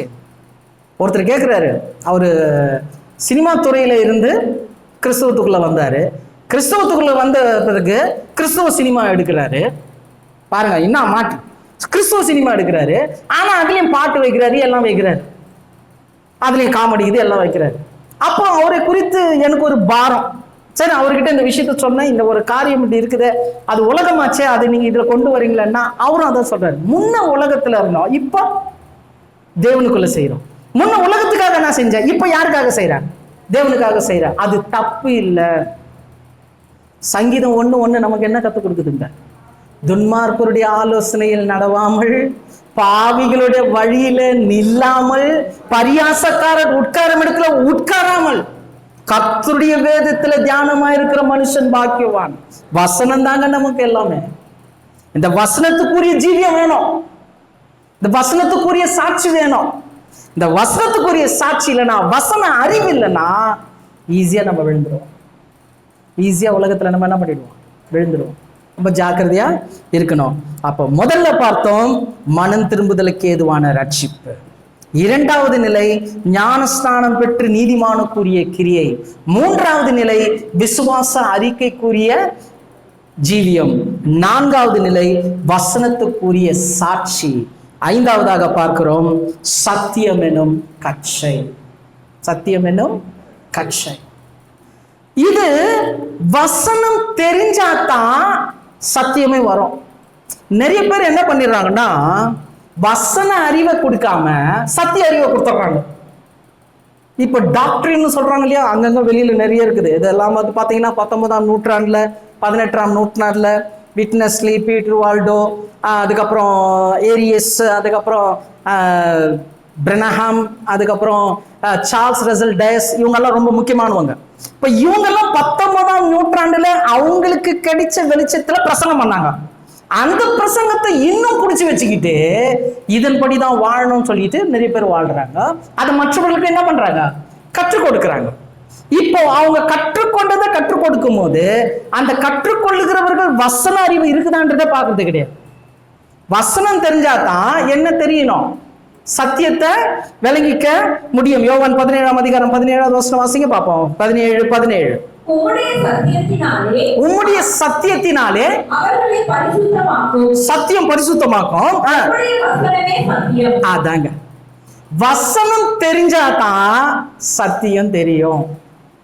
வசனம் தெரியாம சத்தியம் மட்டும் தெரிஞ்சுக்கிட்டா வசனத்துக்கு முரண்பாடா நடப்பாங்க. நம்ம சொல்லுவோம் வசனம் இப்படி சொல்லுது, இவரு என்ன சத்தியம் தெரிஞ்சவர் இப்படி நடக்கிறாரு, ஏன்னா வசனம் தெரியலங்க அவருக்கு வசனம் தெரியல. நம்ம ஆரம்பத்திலே பார்த்தோம் வேதத்தை எப்படி படிக்கணும்ன்றது, ஹவு டு ஸ்டடி பைபிள் ஸ்டடியில ஃபர்ஸ்ட் என்னது தாங்க, முதல்ல பைபிளை படிக்கணும், வசனத்தை வாசிங்க. இன்னைக்கு நிறைய கிறிஸ்தவர்கள் வேதத்தை படிக்கிறதே கிடையாது. ஞாயிற்றுக்கிழமை ஒரு நாள் கொண்டு வராங்க, அத்தோட அடுத்த வாரம் அதை தேடுறதுக்கு 10 நிமிஷம் லேட் ஆகி சர்ச்சுக்கு லேட்டா வந்து, ஏன் லேட்டுன்னு கேட்டா பஸ் லேட்டுன்றாங்க. விளங்குதா, புரியுதுங்களா? வசனம் வேணுங்க. வசனம் தெரிஞ்சாதான் சத்தியத்தை விளங்கி கொள்ள முடியும். உம்முடைய வசனமே சத்தியம். அதனால்தான் இந்த வசனம், இந்த சத்தியத்தை எதுக்கு ஒப்பிட்டு இருக்கிறாங்க, கச்சை பெல்ட்டுக்கு ஒப்பிட்டு இருக்கிறாங்க. கச்சை என்பது என்னன்னா அடையாளம். கச்சை என்பது என்ன, அடையாளம். எப்படின்னா இப்போ உதாரணத்துக்கு ஒரு ஐயர்மாரை பார்த்துருக்கீங்க இல்லையா, சிஎஸ்ல ஐயர்மார் பார்க்க, அவங்க என்ன கட்டியிருப்பாங்க, ஒரு கச்சை கட்டியிருப்பாங்க. இப்ப கச்சை கட்டாம வெறும் கவுன் மட்டும் போட்டா அவர் என்ன பாஸ்டர் தெரியுமா, என்ன ஃபாதர் தெரியுமா, RC father. Roman Catholic father maximum என்ன பண்ண மாட்டாங்க, கச்சை கட்ட மாட்டாங்க. சிஎஸ்சில மற்ற இதுல இருக்கிறவங்க கச்சை கட்டுவாங்க. அதுல மெத்தடிஸ்ட் லுத்தரன் எல்லாம் போனீங்கன்னா பட்டையா போடுவாங்க. இப்ப இந்த கச்சை என்பது ஒரு அடையாளம். நீங்க ஒரு போலீஸ்மேனை பார்த்தீங்கன்னா கூட அவருடைய பெல்ட் தான் ரொம்ப முக்கியம். நீங்க மார்ஷல் ஆர்ட் எடுத்துக்கிட்டீங்கன்னா கூட, பிள்ளைங்களுக்கு கற்றுக் கொடுக்குற மார்ஷல் ஆர்ட்ல போனீங்கன்னா பெல்ட்டுக்கு ஒன்று ஒரு மீனிங் இருக்குது. ஆரஞ்சு பெல்ட்ன்றான், எல்லோ பெல்ட்ன்றான், பிளாக் பெல்ட்ன்றான், ப்ரௌன் பெல்ட்ன்றான். அது தரம், புரியுதுங்களா, தரம். இப்போ இந்த கச்சை என்பது, இந்த பெல்ட் அப்படின்றது என்னன்னா அடையாளம். அதை எதுக்கு ஒப்பிட்டு இருக்கிறாங்கன்னா சத்தியத்துக்கு ஒப்பிட்டு இருக்கிறாங்க. இப்போ நீங்களும் நானும் பெற்றுக்கொண்ட சத்தியத்துல நமக்கு ஒரு மாற்றம் வரணும், ஒரு அடையாளமா இருக்கணும். நல்ல ஆழமான காரியத்தெல்லாம் கத்துக்கிட்டேங்க, எல்லாமே எனக்கு தெரியுங்க, மாற்றம் வந்துச்சா, சுபாவம் மாறிச்சா? ரொம்ப ஆழமான காரியத்தெல்லாம் நான் பார்த்துட்டேங்க. எனக்கு ஆதியாகமம் 1:1 வெளிப்படுத்தல் 22 கடைசி வசனம் வரைக்கும் அத்துப்பிடிங்க, எல்லாமே தெரியும். எந்த வசனமும் எனக்கு இது கிடையாது. மாறினியா, மாற்றம் வந்துச்சா? சத்தியத்தை அறிந்து கொள்வது முக்கியம் கிடையாதுங்க, சத்தியத்துக்குரிய மாற்றம் நமக்குள்ள இருக்கணும். உங்களுடைய செய்கையும் உங்களுடைய காரியங்களும் சத்தியம் வான் என்பதை மற்றவர்களுக்கு உலகத்துக்கு நம்ம காட்டணும். அதனாலதான் இயேசு சொன்னார், அவர்கள் கனிகளினாலே அவர்களை அறிவீர்கள். அழகுதா? நம்ம ஒன்னும் சொல்லலாம், நான் சத்தியம் அறிந்தவன், சத்தியம் அறிந்தவன். சத்தியம் அறிந்தவன் என்றது சொல்ற விஷயம் கிடையாது, அது மற்றவர்கள் நம்மை அடையாளப்படுத்துகிற காரியம். எப்படி ஒரு பெல்ட்டை பார்த்தோன்னே ஒரு போலீஸ்மேன், இவர் ஒரு கராட்டாமேன், இவர் ஒரு ஐயர்னு சொல்றோமோ, அந்த மாதிரி சத்தியம் அறிந்தவர்கள் மற்றவங்க சொல்லணும், இல்லைங்க அவங்க சத்தியம் தெரிஞ்சவங்க, அவங்க இப்படி நடக்க மாட்டாங்க, அவங்க இப்படி பேச மாட்டாங்க, அவங்க இப்படி செய்ய மாட்டாங்க. இதாங்க அடையாளம். புரியுதுங்களா? இப்படிப்பட்ட சத்தியத்துக்குரிய மாற்றம் தான் 5வது காரியம். அதான் பாருங்க, யோவான் 8ஆம் அதிகாரம் 32வது வசனம். சத்தியத்தையும் அறிவீர்கள், இதாங்க மாற்றம். சத்தியம் உள்ள வந்தா என்ன வரணும், விடுதலை வரணும். விடுதலைன்றது என்ன, மாற்றம் தான் விடுதலை. முன்ன நான் ஒரு தேசத்துல ஒரு ராஜாக்கு கீழே அடிமைப்பட்டிருந்தேன். சாத்தான்ற ஒரு ராஜா கிட்ட போயிட்டு அந்த சாத்தான் சொல்ற பேச்செல்லாம் கேட்டுக்கிட்டு பொன்னாசை, பொருளாசை, உலக ஆசை, மாம்ச இச்சை, உலகத்தின் பெருமை, ஜீவனத்தின் பெருமை, கண்ணின் இச்சை, இதுக்கெல்லாம் அடிமைப்பட்டிருந்த என்ன சத்தியத்தை நான் அறிந்த உடனே விடுதலையாக்கப்பட்டேன். நான் விடுதலையாக்கப்பட்டேன் என்பதற்கு என்ன ஆதாரம்? அங்க இருந்த காரியம் இங்க வரக்கூடாது. விளங்குதுங்களா? அங்க இருந்த காரியம் இங்க வரக்கூடாது. இதான் மாற்றம். இதுதான் 5வது மிக முக்கியமான மாற்றம். அதனால தான் முன்னாடியே பார்த்துட்டோம். அவர் தம்முடைய சத்தியத்தை அனுப்பி என்ன பண்றாராம்? பரிசுத்தம் பண்றாராம். சத்தியத்தை எவ்வளவுக்கு எவ்வளவு நீங்க அறிகிறீங்களோ அவ்வளவுக்கு அவ்வளவு பரிசுத்தம் வரணுங்க. பரிசுத்தம் உள்ள ஜீவியம் மாறணும். சிலர்லாம் சத்தியத்தை எப்படி கேட்பாங்கன்னா, சத்தியத்தை கேட்கறதுல 2 விதம் இருக்குது. அது பாத்தீங்கன்னா ஏதன்ல இருந்த கனெக்ஷன். எப்படி பூமியில ஒரு மகர ரேகை சொல்றாங்க, ஒரு ரேகை ஒன்று ஓடுதுன்னு சொல்றாங்கல்ல, அந்த மாதிரி ஆதியாகமத்துல இருந்து வெளிப்படுத்துற விசேஷம் வரைக்கும் பாத்தீங்கன்னா ஒரு ரேகை ஒன்று ஓடுது, ஒரு லைன் ஒன்று போகுது. அது 2 லைன். முதல் லைன் என்னன்னா அறிவு, இன்னொரு லைன் என்னன்னா ஞானம். அது ஜீவன் கூட சொல்லலாம். அறிவுன்றது என்னன்னா நீங்க ஒரு காரியத்தை தெரிஞ்சுக்கிறீங்க நிறைய, அது அறிவுல. அப்ப சத்தியத்தை நீங்க கேட்க கேட்க அறிவுல ஸ்டோர் பண்ணீங்கன்னு வச்சுங்க, அது நாலேஜ். அது நாலேஜ் கத்துக்கிறீங்க, நிறைய விஷயத்த கத்துக்கிட்டீங்க, ஆழங்களை கத்துக்கிட்டீங்க, மகத்துவங்களை கத்துக்கிட்டீங்க, எல்லாம் கத்துக்கிட்டீங்க. ஆனா ஞானம் அப்படி கிடையாது. ஞானம்ன்றது எப்படின்னா அது செயல்பாடு. கர்த்தருக்கு பயப்படுதலே ஞானத்தின் ஆரம்பம். அப்போ சத்தியத்தை கேட்டு அறிவுல ஸ்டோர் பண்ணீங்கன்னா எனக்கு எல்லாம் தெரியும், எனக்கு யாரும் சொல்ல தேவையில்லை. ஆனா ஞானத்துல போய் உக்காந்துச்சுன்னா நீங்கள் கற்றுக்கொண்டதை உங்கள் வாழ்க்கையில நீங்கள் செய்யும் போது மாற்றம் உங்களுக்குள்ள வந்துடும். விளங்குதுங்களா? நான் நிறைய இடத்துல பைபிள் ஸ்டடி நடத்தும் போது சில கூட்டங்கள் நடத்தும். அவங்க அந்த இடத்துல சில குடும்ப கூடுகைகள்லாம் நடத்தும் போது அப்போ அவங்க கிட்ட சாட்சியை கேட்கும் போது என்ன கவர்கிற சாட்சி என்னன்னா, நிறைய பேர் சொல்லுவாங்க, இந்த காரியத்தை நான் விட்டுட்டேன், இந்த காரியத்துல இருந்து நான் மீண்டுட்டேன், இதை நான் செய்யறதில்லை, இதை நான் பண்றதில்லை. அப்போ அந்த காரியத்தை கேட்கும்போது எவ்வளவு சந்தோஷம். 1 யோவான்ல சொல்ற, என் பிள்ளைகள் சத்தியத்துல நடக்கிறார்கள் என்ற சந்தோஷத்தை விட வேற ஒண்ணும் இல்லைங்க, வேற ஒண்ணுமே இல்லை. ஏன் இங்க இருக்கக்கூடிய போதகரும் மற்ற காரியங்களும் ஊழியர்களுடைய பிரயாசமே என்ன தெரியுமா? சத்தியத்துல நடக்கணும். நீங்க சத்தியத்துல நடக்கணும். நம்ம அந்த சத்தியத்துக்குள்ள போகணும். இந்த 5வது நிலை ரொம்ப முக்கியம். அந்த நிலைப்பாட்டுல வாழணும். அதனாலதான் இந்த சத்தியத்துக்கு ஒரு ஸ்பெஷல் இருக்குது. அதாவது இது என்ன பண்ணணும்னா, இதுல பிளஸும் இருக்கு மைனஸும் இருக்கு. அதான் முன்னாடி சொன்ன அறிவு ஞானம். அது நம்ம ஆல்ரெடி பார்த்துருக்கிறோம் இல்லையா? ஏசாயா 28:13 நம்ம ஆரம்பத்திலே பார்த்தோம். இவர்கள் போய் பின் வேத வாக்கியங்கள் எல்லாம் பிரமாணத்தின் மேல் பிரமாணமும் கற்பனையின் மேல் கற்பனையுமா இங்கேயும் கொஞ்சமும் அங்கேயும் கொஞ்சமா இருக்கும்.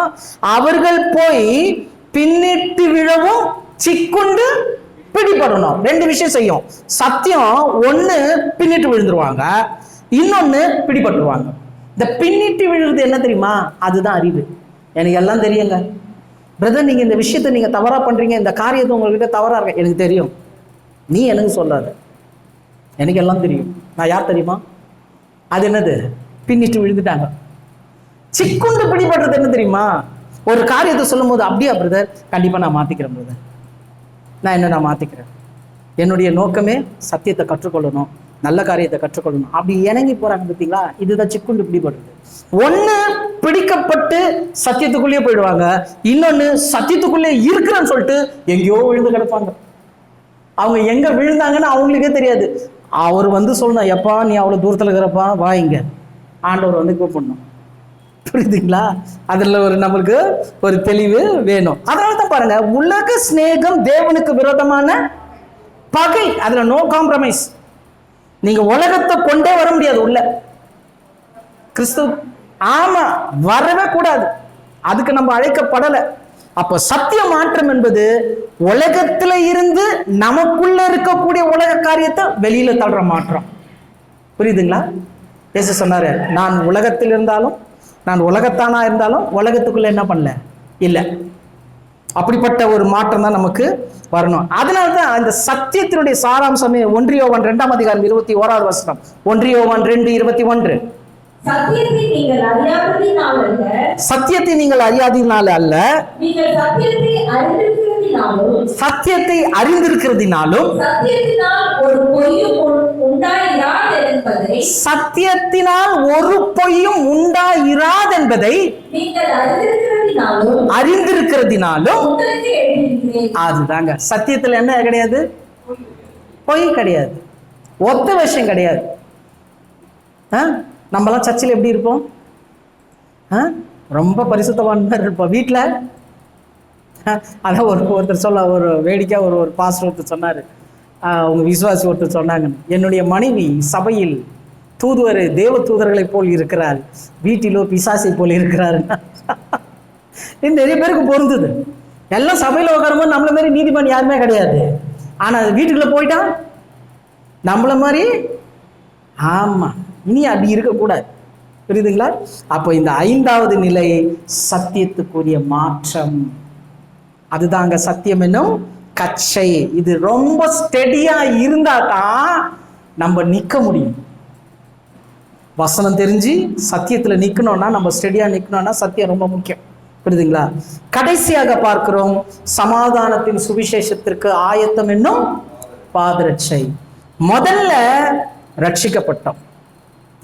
ரட்சண்யம் என்னும் தலைசிரா நம்முடைய ரட்சிப்பு நிலையை குறிக்குது. நீதியின் மார்க்கவசம் ஞானஸ்தானம் பெற்று நீதிக்குரிய செயல்பாட்டை குறிக்குது. விசுவாசம் என்னும் கேடையும் விசுவாச அறிக்கைக்குரிய வளர்ச்சியை குறிக்குது. வேத வசனமாகிய பட்டயம் வசனத்துக்குரிய சாட்சி உள்ள ஜீவியம் ஜீவிக்கணும். சத்தியம் என்னும் கச்சை என்னும் போது சத்தியத்துக்குரிய மாற்றம் நமக்கு வரணும். இது எல்லாம் வந்த பிறகு 6வது சுவிசேஷ ஊழியத்தை நீங்கள் செய்ய வேண்டும். என்ன செய்யணும்? ஊழியத்தை, சமாதானத்தின் சுவிசேஷத்தை. இந்த விஷயங்களை நீங்க ப்ராப்பரா உங்களுடைய வாழ்க்கையில கடைபிடிச்சு வந்த போது ஆட்டோமேட்டிக்கா நீங்க என்ன பண்ணுவீங்க தெரியுமா? ஊழியம் செய்வீங்க. ஊழியம் என்பது ஏதோ ஒரு மேடை இருக்கணும், மைக் இருக்கணும், எல்லாரும் ஒரு 4 பேர் கேட்கணுன்றது கிடையாதுங்க. அப்படி நீங்க நினைச்சிட்டீங்கன்னா அது தவறு இல்லை. ஆனாலும் அதுதான் ஊழியம் கிடையாது. கிறிஸ்துவனுடைய அன்பு நீங்க ருசி பார்த்தீங்க தெரியுமா? அதை யாராவது ஒருத்தருக்கு, அது உங்க குடும்ப நபரோ, உங்க அக்கம் பக்கத்துல இருக்கிறவரோ, உங்கள் உற்றார் உறவினரோ, உங்க வேலை ஸ்தலத்துல இருக்கிறவரோ, இல்ல முன்பின் தெரியாத ஒரு நபரோ, அந்த நாள்ல இயேசு எனக்கு இந்த அற்புதத்தை செய்தார், உனக்கும் அற்புதத்தை செய்வார்னு கிறிஸ்துவனுடைய அன்பையும் தேவனுடைய அன்பையும் சொல்றீங்க பார்த்தீங்களா? இதான் சுவிசேஷம். இதான் சுவிசேஷம். இந்த சுவிசேஷத்தை நம்ம யார் செய்யணும்? நீங்களும் நானும் செய்யணும். ஏன்னா இன்னைக்கு கிறிஸ்தவர்கள் இந்த வளர்ச்சி நிலையை சரியா புரிஞ்சுக்கல. அதனாலதான் காலங்காலமா ரட்சிக்கப்பட்டு சில சபைகள் எல்லாம் போனா கேட்பேன், எத்தனை வருஷம் இருக்கிறீங்கன்னா எல்லாரும் அப்படியே ரொம்ப பெருமையா சொல்லுவாங்க. நான் 40 வருடமாக இருக்கிறேன், நான் 50 வருடமாக இருக்கிறேன், அப்படியே பயங்கரமா சொல்லுவாங்க. சரி, 40 வருடம் 5 வருடம் என்னதான் பண்றீங்க? இதே சேர்ல தான் உட்காந்துருக்கிறேன், இதே சேர்ல தான் உட்காந்துருக்கிறேன். இது மாற்றமா? இதுவா வளர்ச்சி? அப்போ நெக்ஸ்ட் ஃபைனல் ஸ்டேஜ் என்னன்னா கிறிஸ்துவனுடைய அன்பை சொல்லணும். வாய் இருக்கிறவங்க எல்லாருமே சுவிசேஷம் சொல்லலாம். என்ன பொறுத்தவரை கேட்டா அதான் சொல்லுவேன். சில சொல்லுவாங்க, பிரதர் எனக்கு நிறைய விஷயம் தெரியாது பிரதர். ஊழியத்தினுடைய சிறந்த தகுதி என்ன தெரியுமா? ஊழியத்தினுடைய தகுதி எனக்கு தெரியலன்றீங்களா, அதான் தகுதி. ஏன்னா தெரிஞ்சவங்க எல்லாம் தப்பு தப்பா சொல்லி கொடுத்துட்டு, தெரியலன்னா ஆண்டவர் கற்றுக் கொடுப்பார். நல்லங்கதா அது சொல்லுவாங்க இல்லையா, நிறைகுடம். ஆமா, அந்த மாதிரி கதை. எப்பவுமே நிறைவா இருக்கக்கூடாது. ஒண்ணுமே இல்லை பிரதர், கற்றுக் கொடுங்க. தேவனே என்கிட்ட ஒண்ணுமே இல்லை, எனக்கு கற்றுக் கொடுங்க. கற்றுக் கொடுப்பார். அப்ப இந்த ஊழியன்றது ரொம்ப முக்கியம். அப்போ சுவிசேஷத்துக்கு ஆயத்தம் என்னும் பாதரட்சை என்னும் போது 1 தீமோத்தேயு 2ஆம் அதிகாரம் 4வது வசனம், 1 தீமோத்தேயு 2:4, எல்லா மனுஷரும் ரட்சிக்கப்படவும் சத்தியத்தை அறிகிற அறிவை அடையவும் அவர் சித்தமுள்ளவர். இதுதாங்க தேவனுடைய விருப்பம், தேவனுடைய சித்தம் என்னன்னா எல்லா மனுஷனும் ரட்சிக்கப்படணும், எல்லாரும் சத்தியத்தை அறிகிற அறிவை அடையணும். இப்போ நம்ம இந்த 5 காரியத்தை முடிச்சு 6வது காரியம் அவருடைய சித்தத்தை நிறைவேற்றணும். முடிஞ்சது, உங்களால முடிஞ்சது. நிறைய பேர் சொல்லுவாங்க, பிரதர் நான் ஒரு பெரிய ஆஃபரிங் கொடுத்துருவோம் பிரதர், அதோடு முடிஞ்சு போச்சா? இல்லை, அது நல்லது, அது ஊழியத்தினுடைய கட்டுமானத்தை கொடுக்குறீங்க. ஆனா உங்களுடைய பர்சனல் லைஃப்ல கர்த்தர் நாக்க கொடுத்திருக்கிறாரு, பேச்சு திறனை கொடுத்திருக்கிறாரு, அவரை பத்தி ஏதேனும் ஒரு வார்த்தை நம்ம சொல்லணுமா சொல்லக்கூடாதா? கண்டிப்பா சொல்லணும். என்னை பொறுத்த வரைக்கும் கேட்டீங்கன்னா, நான் நிறைய பேர்கிட்ட சொல்றது ஒன்னே ஒண்ணுதான். நீங்க உங்க குடும்பத்தாருக்கு ஒரு நாளைக்கு ஒரு வசனம் அனுப்புங்க. ஒரு வசனம் அனுப்புங்க. முடிஞ்சா ஒரு வாய்ஸ் ரெக்கார்டு கூட போடுங்க. இந்த நாள்ல ஆண்டவர் உங்களோடு கூட பேசும்படி தெரிந்து கொள்ளப்பட்ட வசனம், அதை படிச்சுட்டு கவலைப்படாதீங்க, சொல்லி பாருங்க. எத்தனை பேர் இந்த இதனால தொடப்படுறாங்க தெரியுங்களா? இந்த காலையில அனுப்புற வசனத்துல. நான்லாம் காலையில ஆரம்பிச்சேன்னா நிறைய பேர் மொபைல் ஆஃப்ல இருக்கும், இல்லை ஏதாவது ஸ்டாப் பண்ணி வச்சுப்பேன். ஏன்னா அத்தனை பேர் பேசுவாங்க. பிரதர், இந்த நாள்ல வசனத்தை நான் பார்த்தேன். பிரதர், இன்னும் இந்த சகோதரர் அம்சார் அந்த வசனத்தை பார்த்த ஆண்டவர் என் கூட பேசினார். நல்லது, இது கூட ஊழியம்தான். ஏதோ ஒரு விதத்துல நம்முடைய தேவனுடைய அன்பை, கிறிஸ்துவனுடைய அன்பை நம்ம மற்றவங்க பகிர்ந்து கொள்ளணும். இப்படி நம்ம பகிர்ந்து கொண்டாலே சேரெல்லாம் காலியாவே இருக்காது. நம்மலாம் ஆத்தும அறுவடை யார் பண்ணோம்னா பாஸ்டர் பண்ணோங்க கிடையாது, நம்ம தான் பண்ணோம். நம்ம தான் பண்ணோம். ஒரு தீர்மானம், வருஷத்துக்கு ஒரு ஆத்மாவை நான் சபைக்கு கொண்டு வருவேன். வருஷத்துக்குங்க, மாசத்துக்கு சொல்ல, வருஷத்துக்கு ஒரு ஆத்மா நான் தேவனுக்காக நான் கொண்டு வருவேன். அப்படி ஒரு தீர்மானம் பண்ணி பாருங்க. நான்லாம் நிறைய டெய்லியும் ஜெபம் பண்றது தான், ஆண்டவரே இந்த நாள்ல உங்களுடைய வார்த்தையை சொல்றதுக்கு யாராவது ஒரு ஆத்மா எனக்கு கொண்டு வாங்க ஆண்டவரேன்னு. அன்னைக்கு வரோம் பாருங்க, பொண்ணு அப்படி வரும், திடீர்னு வருவான். ஒரு முறை ஒருத்தன் ஃபுட்டு சப்ளை பண்ண வந்தான். அவன் முகம்லாம் ஒரு மாதிரி இருந்தது. என்னப்பா பிரச்சனை? என்ன பிரச்சனை? ரொம்ப சொன்னேன். வா உட்கார, சேர் போட்டு உட்கார வச்சு அவனுக்கு தேவனுடைய அன்பு, அந்த கிறிஸ்துவனுடைய அன்பை சொல்ல சொல்ல அவன் கண்ணுல இருந்து தண்ணியா ஊத்துது. அப்ப எவ்வளவு பிரச்சனையில இருக்கிறான் பாருங்க. சாத்தா எவ்வளவு பிரச்சனையில போட்டு வச்சிருக்கான். இயேசு என்கின்ற நாம உள்ள போனாலே போதுங்க, அது மூலமாக தேவன் உள்ள போய் அங்க ஒரு பெரிய மாற்றத்தை கொடுப்பார். தேவன் அன்பாகவே இருக்கிறார். இருக்குங்களா? ரொம்ப முக்கியங்க. அதனால்தான் பாருங்க, இன்றைக்கு நம்முடைய தரத்தை நம்ம புரிஞ்சுக்கணும். அது ரொம்ப முக்கியம். இந்த காலகட்டத்தில் ஊழியம் ஏன் கம்பல்சரினா, அது பாருங்க, 1 கொரிந்தியர் 15ஆம் அதிகாரம் 24, 25. 1 கொரிந்தியர் 15ஆம் அதிகாரம் 24, 25. அதன் பின்பு முடிவு உண்டாகும். அப்பொழுது அவர் சகல துரைத்தனத்தையும் சகல அதிகாரத்தையும் வல்லமையையும் பரிகரித்து தேவனும் பிதாவுமாய் இருக்கிறவருக்கு ராஜ்யத்தை ஒப்பு கொடுப்பார். எல்லா சத்துருக்களையும் தமது பாதத்துக்கு கீழ்ப்படியாக்கி போடும் வரைக்கும் அவர், சொல்லுங்க, அவர் யார் ஆளுகை செய்யணுமா? இயேசு ஆளுகை செய்யணுமா? விளங்குதா? பிதாவா இயேசு கிறிஸ்துனுடைய 2ஆம் வருகையில சகலத்தையும் யார் கையில ஒப்பு கொடுப்பாரு? இயேசு பிதாவின் கையில ஒப்பு கொடுக்கிற வரைக்கும் இப்ப என்ன பண்றாரு? அவரு ஆளுகை செய்யறார். இப்ப நல்லா புரிஞ்சுங்க, இயேசு ஆளுகை செய்யறாருன்னா எப்படி ஆளுகை செய்வார்? இப்ப பரலோகத்துல அவர் என்ன பண்றாரு? மகா பிரதான ஆசாரியரா நமக்காக பரிந்து பேசுறார் இல்லையா? நமக்காக வேண்டுதல் செய்கிறார். வாக்கு கடங்காத பெருமூச்சுகளும் வேண்டுதல் செய்கிறார். ஏன் வேண்டுதல் செய்கிறார்? ஏன் பரிந்து பேசுறாரு? எதுக்காக? யாருக்காக? நமக்காக. ஏன் நமக்காக? அவர் ராஜா, அவருக்கு கீழே நம்ம ஊழியம் செய்யணும். புரியுதுங்களா? விளங்குதா? இயேசு இந்த பூமியில வாழும்போது சீஷர்கள் கூட இருந்தாங்க. இயேசுக்கு சீஷர்கள் இருந்தாங்களா? நீங்களும் நானும் அந்த சீஷ சொத்துல இருக்கணும். அதனாலதான் இயேசு பரத்துக்கு போகும்போது சொன்னாரு, சகல சிருஷ்டிக்கும் சுவிசேஷத்தை சாட்சியாக பிரசங்கித்து அவங்களை என்ன பண்ணுங்க? பிதாகுமான் இயேசு நாமத்தினாலே ஞான ஸ்நானம் கொடுத்து எனக்கு சீஷரா மாத்துங்க. இந்த உலகத்துல நீங்களும் நானும் இயேசுவின் சீடர்கள்.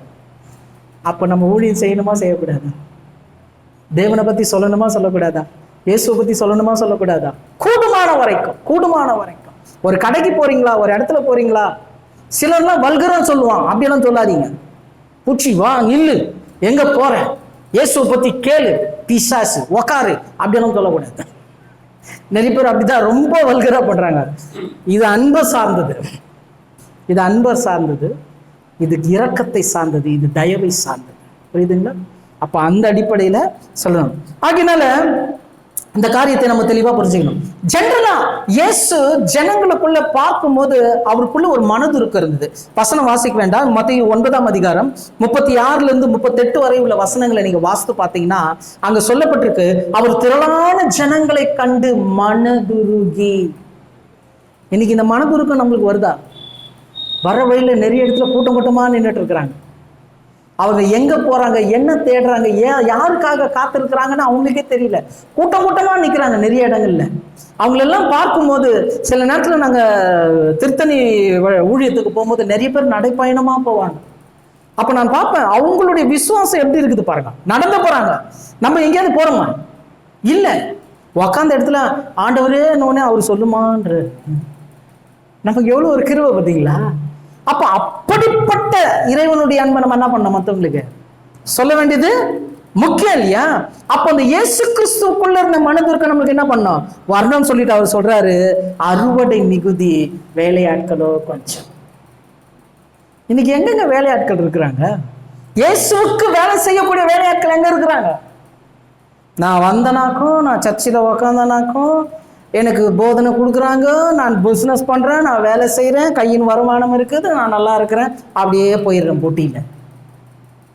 இதுக்காக நம்ம அழைக்கப்படல. அதனால தான் இந்த சர்வாயுத வர்க்கத்தில் நம்முடைய ஆரம்பத்தையும் முடிவையும் தேவன் ரகசியமாக வச்சுட்டார். புரியுதுங்களா? வேத வாக்கியங்களை ஆராய்ந்து பாருங்கள், அவைகளினா நமக்கு நித்திய ஜீவன் உண்டுன்னாரு. அதுதான் இந்த காரியம். கடைசியாக நம்ம ஒரு வசனத்தை வாசிக்கிறோம். யோவான் 12ஆம் அதிகாரம் 26வது வசனம். யோவான் 12:26. ஒருவன் எனக்கு ஊழியம் செய்கிறவனானால் என்னை பின்பற்ற கடவன். நான் எங்கே இருக்கிறேனோ ஆமென், அங்கே என் ஊழியக்காரனும் இருப்பான். ஒருவன் எனக்கு ஊழியம் செய்தால் ஹல்லேலூயா. எத்தனை பேர் சொல்றீங்க ஹல்லேலூயா?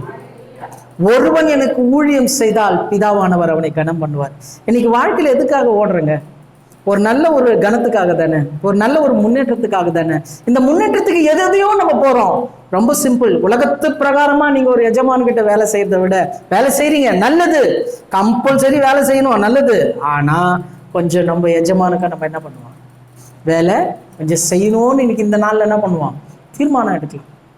தீர்மானம் எடுத்து அதன்படி நம்ம என்ன பண்ணோம்? வாழ வேண்டியது ரொம்ப முக்கியம். ஆகையினாலே ரட்சணியம் என்னும் தலை சீரா நம்முடைய ரட்சிப்பு முதல் நிலை. இரண்டாவது, நீதியின் மார்க்கவசம், ஞானஸ்நானம் பெற்று நீதிமானுக்குரிய கிரியை, இது இரண்டாவது நிலை. விசுவாசம் என்னும் கேடயம், விசுவாச அறிக்கைக்குரிய ஜீவியம், மூன்றாவது நிலை. நான்காவது, தேவ வசனமாகிய பட்டயம், வசனத்துக்குரிய சாட்சி, இது நான்காவது நிலை. சத்தியம் என்னும் கச்சை, சத்தியத்தை அறிகிறது மாற்றமல்ல, சத்தியத்துக்குரிய மாற்றம், இது ஐந்தாவது நிலை. ஆறாவது, சமாதானத்தின் சுவிசேஷம் என்னும் பாதரட்சை, நீங்களும் நானும் சுவிசேஷ ஊழியத்தை செய்ய வேண்டாம். இதுதான் நம்முடைய ஆரம்பமும் முடிவும். அழகுதுங்களா? இதை தான் தேவன் எதிர்பார்க்கிறார். இதுதான் அந்த சர்வாயுத வர்க்கத்துல வச்சிருக்கிறார். தேவனுக்கு சித்தமாக வருகிற நாட்கள்ல இந்த சர்வாயுத வர்க்கத்தை நம்முடைய வாழ்க்கையில நம்ம எப்படி பயன்படுத்தணும், ப்ராப்பரா செய்யணும் இல்லையா? அதை எப்படி பயன்படுத்தணுன்றதை கர்த்தர் நமக்கு விளக்கி காண்பிப்பார்.